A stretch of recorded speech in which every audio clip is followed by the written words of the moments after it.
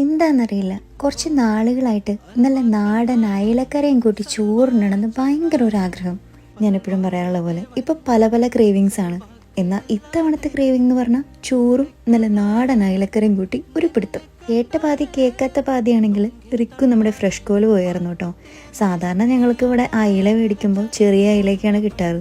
ഇപ്രാവശ്യം എന്തോ വലിയ അയില, നിങ്ങൾ കണ്ടില്ലേ? വലിയ അയില ആയതുകൊണ്ട് തന്നെ നന്നാക്കാനും കുറച്ച് സമയം എടുത്തു കേട്ടോ. പക്ഷെ എനിക്ക് മീൻ നന്നാക്കാൻ ഭയങ്കര ഇഷ്ടമായതുകൊണ്ട് ആ പ്രോസസ്സും അങ്ങ് ഈസിയായി. ഇപ്പം ഞാനിവിടെ വെക്കാനും വറുക്കാനുള്ളതൊക്കെ വേറെ വേറെ മാറ്റി വെച്ചായിരുന്നു. വറുക്കാനുള്ളത് ഫ്രീസറിലും കയറ്റിയായിരുന്നു. ഇവിടെ ഈ ഒരു കോക്കനട്ട് മിൽക്കാണ് കേട്ടോ യൂസ് ചെയ്യുന്നത്. ഒരു ക്രീമി ടൈപ്പാണ് ഈ ഒരു കോക്കനട്ട് മിൽക്ക്. അതുകൊണ്ട് തന്നെ ടേസ്റ്റിന്റെ കാര്യത്തിൽ ഒരു വിട്ടുവീഴ്ച ഉണ്ടാവില്ല. പിന്നെ ഈ ഒരു അയലക്കറിയുടെ റെസിപ്പി എൻ്റെ മമ്മിയുടെയാണ് കേട്ടോ.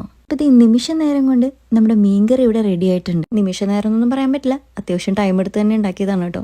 അപ്പോൾ നമ്മുടെ വീഡിയോ ഇഷ്ടപ്പെട്ട ലൈക്ക് ചെയ്യാൻ മറക്കരുത്.